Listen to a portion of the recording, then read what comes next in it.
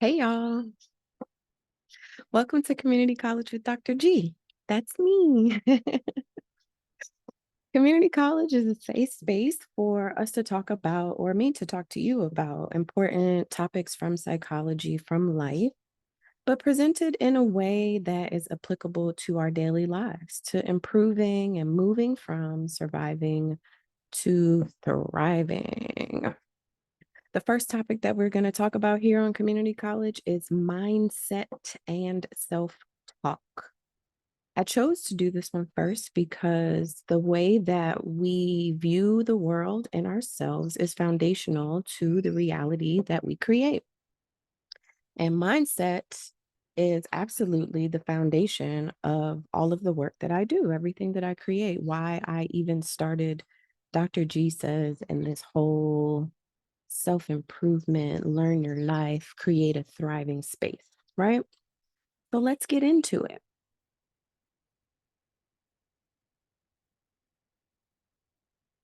Mindset and self-talk. What are we going to do today? Students will be able to describe mindset and figure out and learn how it shapes our reality. We're going to get a better understanding of self-talk, what influences it, and what self-talk actually influences in our lives. You guys will be able to gain some skills, always about the applicability. How does this apply to my life? How we're going to gain skills to help us explore and transform our mindset and the way that we talk to ourselves. And finally, you will be able to be equipped to lead by example to assist others in their own healing, transformation, learning journey. All right. So, what is mindset? Mindset is literally the frame within which we place our world, right?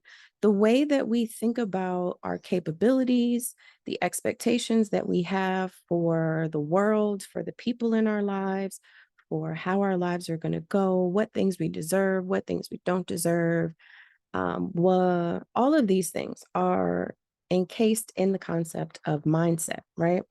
It's an overarching pattern of beliefs about our lives that shape the way we see the world and the expectations we have for ourselves and others. So, people talk a lot about mindset, the fixed mindset, the flowing mindset, an abundant mindset, a growth mindset, all of these things. This is what we're talking about here, right? Consider the phrases state of mind or frame of mind. This is what I mentioned earlier about the way that we think about the world frames the world that we actually create. It frames our perspectives and it determines the reality that we create, right? The Secret has a very simple saying that thoughts become things. And this is related to mindset, right? In a more expansive way, the things that we think about are the things that we attract to us within our environment, right? The way that we view ourselves leads the way that our life actually manifests in front of us. So, mindset is extremely important in helping us to frame our reality, but also it frames the way that we view ourselves, our capabilities, our self worth, our esteem, all of those things, right? So, there are two different types of mindset, right? We have what most people refer to as a fixed mindset or a limited mindset or a lack mindset. And in this type of mindset, a fixed or limited belief system, uh, people have the general consensus that my abilities have been given to me, and each of us has our own set of capabilities. And that is not something that can really change. Either I was born with it or I was born without it. Either I can do it or I can't do it. And there's not much else that I can do there, right? A person with a fixed mindset does not fare well in the face of challenge, right? When something becomes difficult or something seems impossible, a person with a fixed mindset, when faced with a challenge, when faced with an obstacle, when faced with some type of difficulty towards achieving a goal, this person will usually just cave and be like, you know what? I'm not made for this. This is not for me. I am not the one. I am limited in my idea of or my view of what I am capable of doing in this world, or I am limited in my idea or my view of what the world has to offer me, right? A person with a limited mindset settles for less than they deserve oftentimes because um,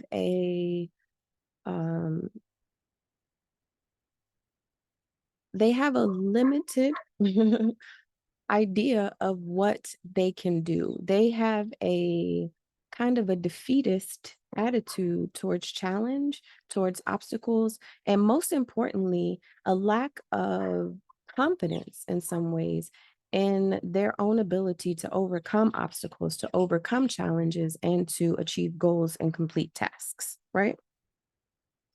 So, what's the opposite of a limited mindset? An abundant one, or a growth mindset, or a malleable mindset, one that can change. So, a person who has an abundant mindset or a growth mindset, um, this person believes that intelligence, ability, capability, skills, all of those things can be developed through persistent effort, right? Whereas a person with a limited mindset, they're like, this is the amount of effort that I have.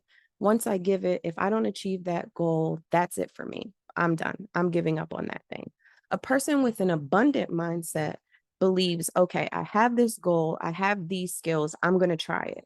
And when met with failure or met with challenges or obstacles, a person with an abundant mindset says, you know what? I'm going to try again. I'm going to be persistent in my efforts.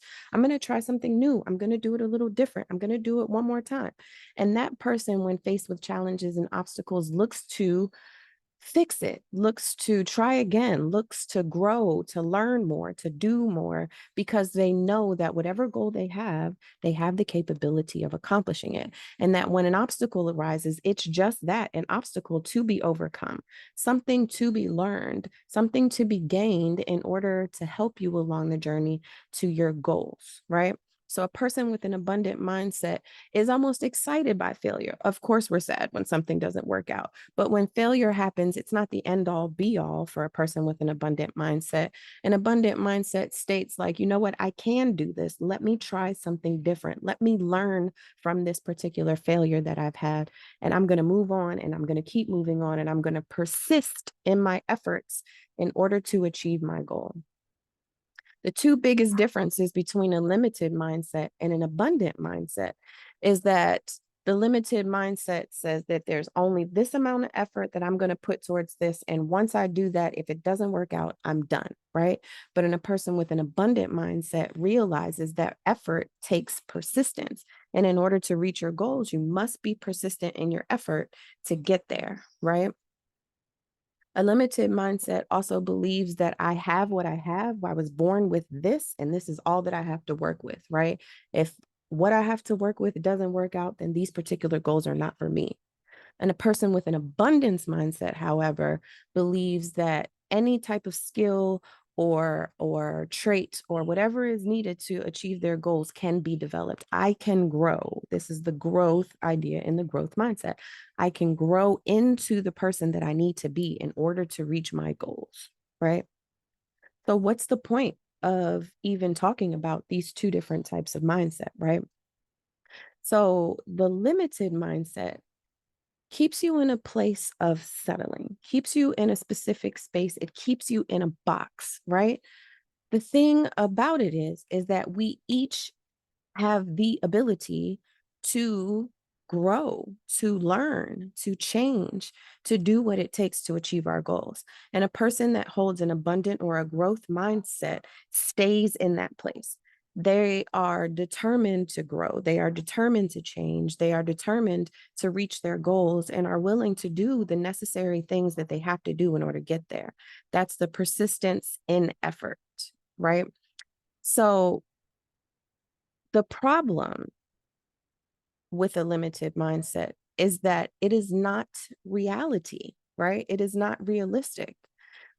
Let me give you an example of how the growth mindset works, how the mind actually works. This is a little bit of the science behind the fixed versus flexible abundance versus lack, limited versus growth, right? Okay. So when we think about exercise, right? All of these people out here that want to build muscle, women that want to build a butt, all of those things, right? We put in persistent. We know that in order to build muscle, if you want to go from a little teeny beany butt to a nice big round shapely butt, you have to be persistent in your efforts. You have to do your squats on a regular basis. You have to increase your weight. You have to do this. You have to do that. You have to persist in effort in order to build those muscles, right? And then when you do persist over time, you see improvement. And when you see improvement, you're motivated to do even more and build an even better butt, right? Your mind works in the same exact way. Your mind works like a muscle, okay? So if I have a particular skill and I'm not quite up to par in that skill to reach a particular goal, the more I persist, the more I practice, the more I exercise that skill, the better it becomes. The better the skill becomes, the better I become at being able to do the tasks that are required for me to accomplish a goal. Just like your muscles, your mind needs work to get it to the place that you want it to be in order to achieve your goals. Mind, muscle, work your muscle. Okay. So, which type of mindset do we want to have? An abundant one. A limited one literally limits our life.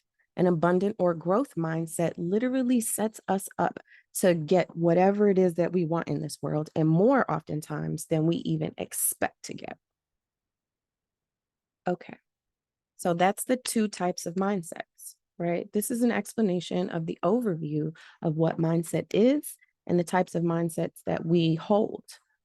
Now, just because you have a limited mindset right now does not mean you can't take the steps to grow and create an abundant mindset for yourself, right? So, how do we do this? What is one of the key factors that comes into the type of mindset that we display in the world? It's the way that we talk to ourselves, right? Our self talk. The way that we talk to ourselves literally frames the beliefs that we hold about ourselves. It frames the beliefs and expectations that we hold about the world. And it is one of the number one most influential things around the reality that we create. So self-talk, or in psychology, it's referred to as the inner voice oftentimes. The inner voice or self-talk is solidified by the time we're 7 years old. Think about that. Think about a 7-year-old and the capacity that a 7-year-old has to understand the way that the world really works. The level of maturity that a 7-year-old has when viewing the world, right? Why do I make such a big point about this?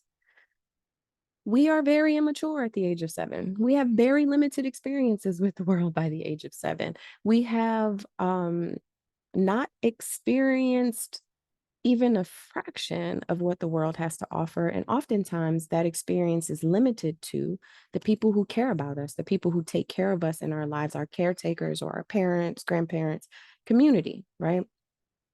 So if we have this pattern of talking to ourselves that is based on a very limited number of interactions with a limited number of people, right? And also is framed from a 7-year-old's mindset, we must take time later on in our lives to reevaluate and reconsider the way that we talk to ourselves, right? The self-talk or inner voice is literally that voice that comes up and is around whenever we're doing something. If you are trying to complete a task, it's the voice that you hear in your head that's giving you the steps and instructions. If we have done something and we've made a mistake, it's the voice that's either like, ah, that's okay, let's try it again. Or that voice is like, damn, you're so dumb. Why did you do that? Okay. The voice that narrates our lives colors and creates our reality. Okay. The voice that narrates our lives covers and creates our reality. Okay. What do I mean by that? So I'm going to give you an example. Think of a little child who has learned to walk, right? This is a toddler. and they know how to walk. They're gaining some independence and they want to go down some steps, right? This child is taking their first opportunity to show their independence and show their skills and taking the stairs. Like, I can do this on my own, right? Typically, they are carried down the stairs or somebody holds their hand. And this child is at a place where they're like, okay, I want to do this on my own, right? If this child has a fearful, kind of hovering caretaker is going to have anxiety, right? They're going to have fear about the child hurting themselves when they're going down the stairs.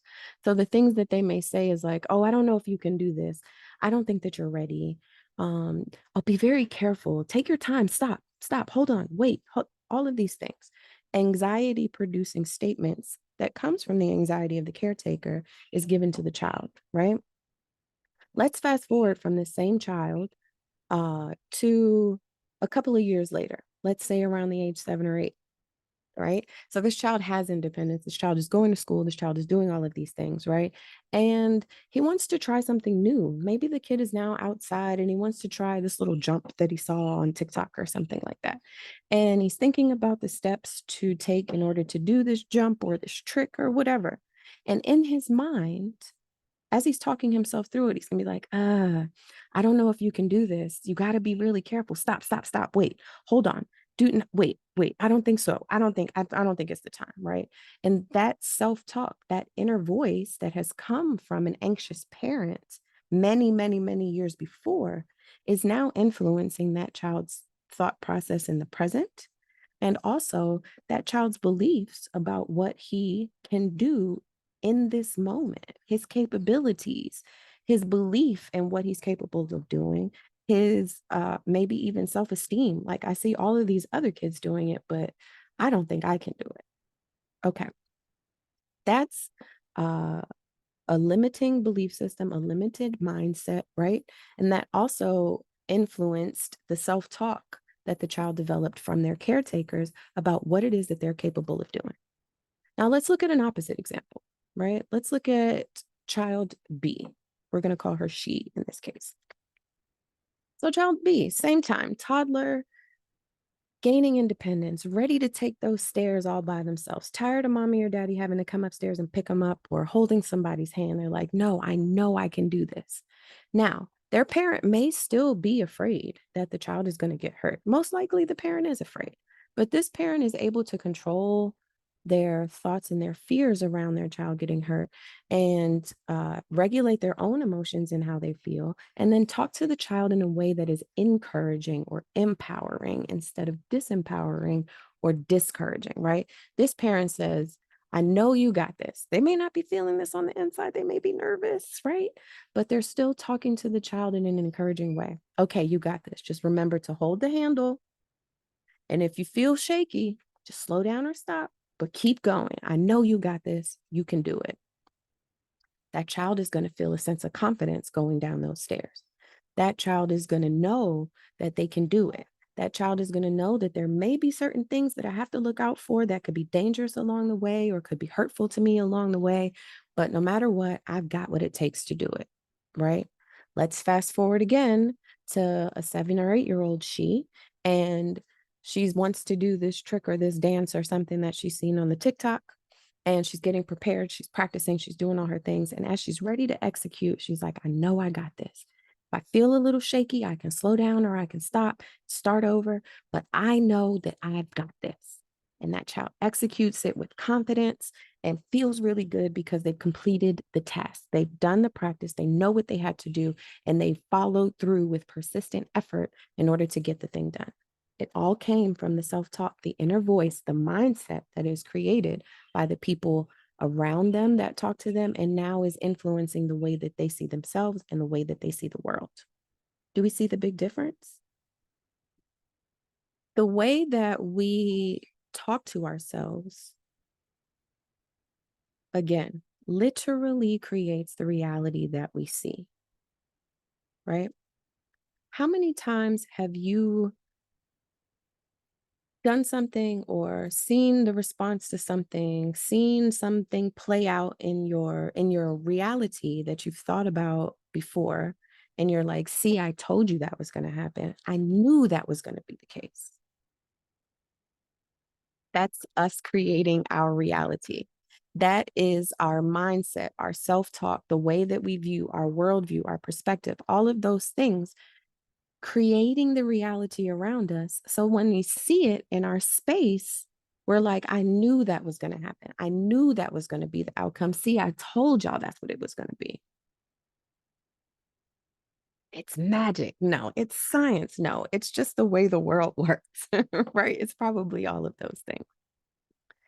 So, in addition to the way that we see ourselves, right? The way that we see the world, the self talk is a reflection of our ability beliefs, and ability beliefs are very much closely related to our mindset, right? So, ability beliefs are literally the things that we believe we are capable of doing, right? And again, if we have a fixed or a limited mindset, we believe that there's only a certain number of things or a certain type of things that we're good at and that we're capable of.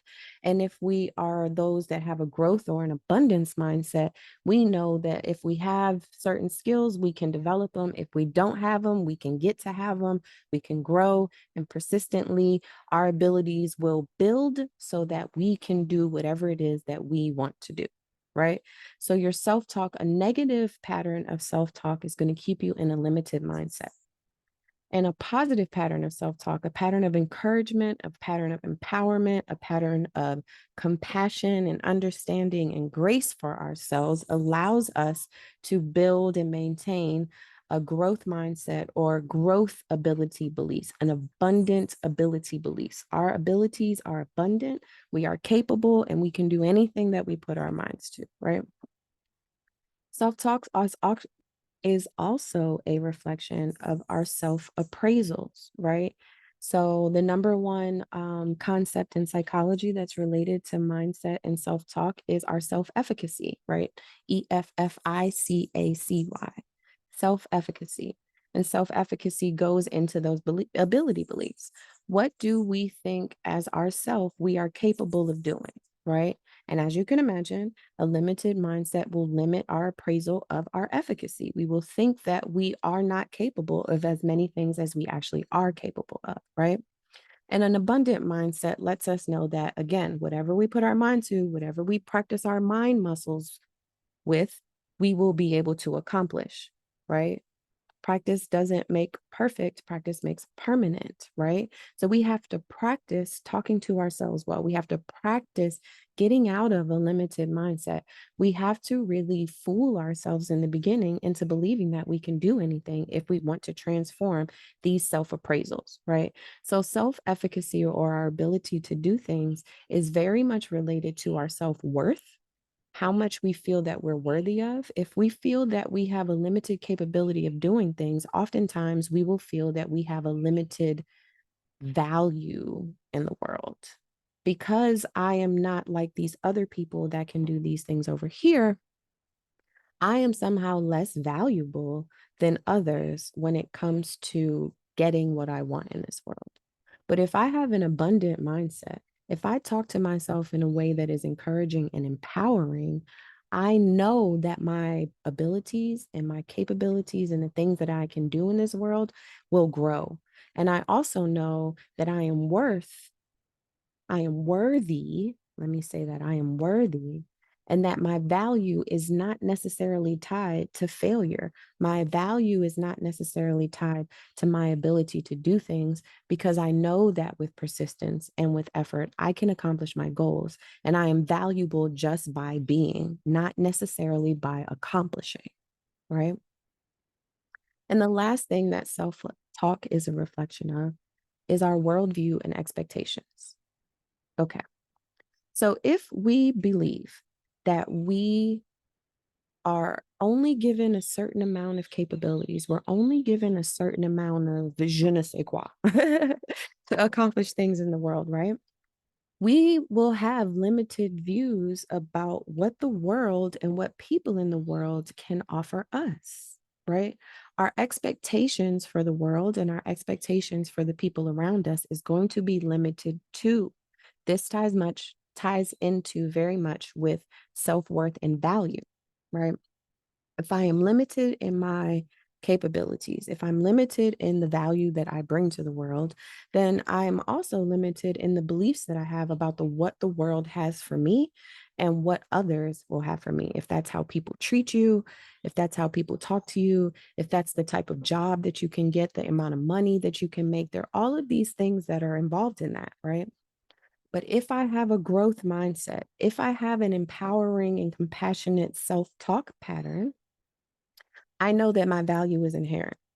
I know that all the things that I desire are there for me, already exist in my space, and I just have to put in the persistent effort or the work in order to get there, right? So this expands my belief about what the world has to offer. This expands the amount of opportunities that I see when I look out into the world for my own growth and my personal exploration and even pleasure, right? I know with an abundant mindset, with an empowering pattern of self talk, I know that all of the money that I want is available to me, that all of the jobs that I want are available to me, that I can have anything I want as long as I work for it. This is the mindset that we were created to have, not this set of limiting beliefs that are really created by societies around us in order to keep people in certain positions. When we go to school, we are taught to lose our imagination and to follow directions and follow instructions. And this type of student that gets this type of grade is capable of this. And these types of students that get these types of grades are capable of that, right? It's ingrained in us from very early on to have a limiting belief set, a limiting belief pattern, a limited or fixed mindset. It is ingrained in us, and it's necessary in order for societies to continue to function the way that they function for hundreds of years. But guess what? We are not in a space where society is functioning well. It's not working, right? And it's not working because there's so many of us that are moving from a limited perspective, a limited mindset, a limited space, rather than stepping into our abundance and growing into the people that we're meant to be. It's not it's not by coincidence, it's definitely by design that we're meant to believe that by the time we turn 16 or 17 years old, we're supposed to know what we're going to do with the rest of our life. And we're supposed to follow a certain pattern of things in order to accomplish those goals. And only when we accomplish those goals are we successful. Many of us now are seeing that those goals were not really aligned with who we actually are. And we are limited by the things that we've been able to see around us when we make our choices. But an abundant mindset forces you to be a little bit more creative, right? It allows you to see, like, no, there are many, many more options. And the more practice that we have in applying a growth or abundance mindset to our lives, the more opportunities we see for creativity in order to do the things that we really, really, truly, deep down in our hearts and souls want to do, right? This is why mindset and self talk are so important, and why this is the first lesson on the community college. Because in order to change and transform our lives, we have to change and transform our minds, right? Sounds easier said than done. Absolutely. This takes work, right? This is my life's work, right? It takes work. But how? How can we change our minds and transform our lives? We gain skills, right? Here are some skills for exploration of our mindset and self talk, and essentially and eventually transformation, right? We have to, I know you guys have heard this plenty of times before, unlearn to relearn, right? When I work with my individual clients, this is the number one thing that I help them with, is recognizing old, faulty, crappy, not aligned patterns of behavior, which are usually always influenced by a faulty belief system, right? And we can see the patterns, we learn about the patterns from our childhood, our relationships growing up as children, how we created these faulty beliefs, right? And then we talk about what we've been able to see, what we can create, and the possibilities that we've learned and experienced over the years as we've grown. And oftentimes those 2 points don't meet, right?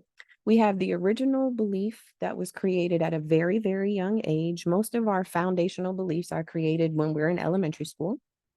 And even though we have many, many experiences over our lives that can disprove this old point, we sometimes fail to make the connection between the two so that we can rid ourselves of this old belief and create a new belief that is more aligned with the reality of life that we want to live. So, step one in this process is to increase our self awareness. How do we do that? Pay attention. This is the key. This is the first step. What is the first thing that you say to yourself when you wake up in the morning? What is the first thing that you say to yourself when you wake up in the morning? Is it something positive? Is it something negative? Are you thinking about all of the things that you didn't do or haven't done? Are you thinking about all of the things that you have to do? You don't know. Is it anxious? Is it depressing? What is it? What is it? There's nothing wrong, right? You want to change it. If you want to change your life, you have to change your mind, right? So the first step is to pay attention to what your mind is telling you. How are you talking to yourself? How are you talking to yourself? Are you being rude? Are you being mean? Are you being nice? Are you being compassionate? Are you extending grace? Are you expressing gratitude for the things that you already have? All of these things are extremely important as they influence how our day goes. Quick example. When I, was in the beginning of this like conscious journey of transformation and self-awareness and learning myself, one day I realized that I would wake up in the morning and I would talk to myself in a very bad way. I would think about my to-do list from the day before and be like, look at all of the stuff that you didn't get done. Even if it was just one thing, you didn't even finish this. And now you got to start a new day with a whole bunch of new stuff. And you ain't even finished the stuff from before. Oh, you get on my nerves. Until one day I woke up and I found myself talking to myself crazy. And I was like, gee, shut the F up. No, you will not talk to me like this. You will not talk to me like this. And I replaced those limiting thoughts and beliefs that I was having about myself. And I replaced them with either gratitude, being grateful for being able to wake up, being grateful for having gotten done the activities or the tasks that I had to do the day before. And then thinking more of, I get to do these things today. I get the opportunity with one more day experience to tackle this task. And as I transformed very simply in the beginning, the first thoughts or the first things that I said to myself when I woke up in the morning, I started to have better and better days.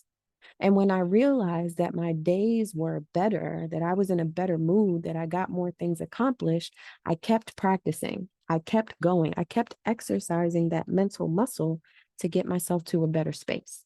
Now I don't even have to think about it. Right now, I don't even have to think about it. My self talk is transformed. Don't get me wrong, I am human.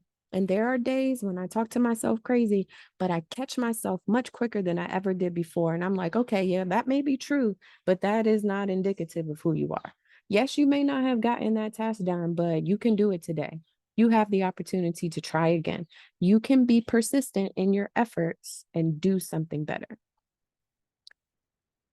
Another way for you to recognize and increase your self awareness is pay attention how you talk to your children or how you talk to other people. What are people's typical reactions from you? Are people offended? Do they draw back from you? Or do they come closer when you talk to them? Do your children seem kind of scared when you get upset or scared to tell you something? That's an indication that your self talk isn't positive because the way that you talk to yourself, the way that you feel about yourself, the things that you say to yourself, you view the world in that way. Therefore, you respond to people in that same way. Are you empowering or are you degrading? Are you nice to yourself and others or are you mean? Self awareness is the key. When you start with that inner voice, when you start with the first thing that you say to yourself or the way that you talk to other people and you become aware of it, right? That is absolutely the first step. Only then, only with self awareness, are you able to move forward into the next step or the next, I don't know, task that's necessary in exploration and transformation, right? Identify and reframe. As you pay attention, take note. What's going on? Take note of it. Take note of the patterns of the ways that you think, the patterns of the ways that you speak, and be real with yourself in an assessment of whether or not these patterns of thinking and behaving are getting you closer to the life that you want to live and the person that you want to be. Where did these faulty patterns of thoughts and behaviors come from? Who told us that this was the way that the world was supposed to be? Who told me that because I didn't complete this particular task, I am now a failure? Who said that? Who said that? Where is the source of that belief? Sometimes we have to go all the way back. Oftentimes, most times, we have to go all the way back to childhood to discover that. Think about your caretakers and how they talk to you. Was that a positive or a negative experience? And do you want to continue to have positive or negative experiences within yourself? Once you are able to identify the source of your beliefs, or if not the source, the core belief that is leading you to act and behave and believe and think about the world in this particular way, you have the ability and the capabilities to change that, reframe it, change the frame. This mindset is a frame for our entire lives.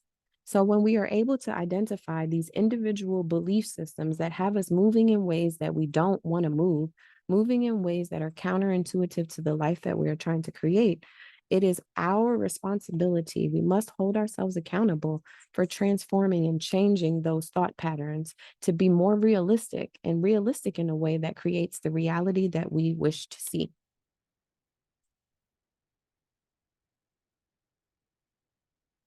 So, by increasing our self awareness, it allows us to identify the faulty thought patterns that we were talking about before. And when we spend time understanding those sources of those faulty thought patterns, we can prove ourselves wrong and then create new beliefs that are much more consistent and much better suited for creating a thriving life.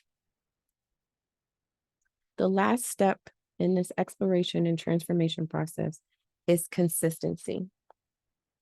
We definitely have more than one faulty belief, right? We definitely have multiple places in our lives and in our minds that could gain improvement, right? So, this process of healing, this process of changing our mind, this process of growth, it is repetitive, it is cyclical, right? There are going to be multiple times when things come up for you. There are going to be multiple times that you have to deal with the same behavior. The first time that you identify a pattern of talking and then recognize the beliefs that are behind it is not the first time that it's going to change, right? You're going to have to practice, use your brain muscle, work your brain muscle out in order for you to change the things that you want to see. And this is going to require you to be consistent. It's going to be difficult. Nothing good, well, a lot of good things can be easy, but it can be difficult. It can be frustrating. It can be irritating to go through this because you've spent all of this time doing these things, not even knowing that you were hurting yourself, that you were keeping yourself in a particular space or place that you didn't want to be. You spent all of these years developing these ways of viewing and moving in the world that felt comfortable to you, but it's kept you in a place that you don't want to be. And if you want to elevate yourself, if you want to grow, if you want to move into a space of abundance, you have to be consistent and persistent with your efforts to get there. So be patient. That says patience. Be patient. Be patient with yourself. You didn't even know what was going on when all of these thoughts and belief systems were created, when all of your defense mechanisms and your ways of moving through the world and the decisions that you made about your life, you didn't know. We didn't know. We were children when this developed. And those childlike beliefs are the ones that guide us through our adult life. But you watching this video, you paying attention to yourself, you increasing your self-awareness is you taking the steps to move past the limited conditioning or unlearning the negative things and patterns that you've learned before. And then it creates space. When you let go of old shit, you create space for new, even better shit to come in, right? So be compassionate with yourself. Give yourself tons of grace. You are worthy. You deserve better. And you are the only one that's going to make yourself better. You are the only one that's responsible for creating the life that you want to live. It is up to you. But be patient with yourself. Be compassionate with yourself and show yourself grace. Okay? All right, let's look at that one more time. Skills for exploration and transformation, increasing your self-awareness, identifying and reframing those faulty thought patterns with fresh new ones that are more consistent with the life that you want to create. Stay consistent and be persistent. Be patient with yourself and extend yourself compassion and grace abundantly. Abundantly. Okay? The final step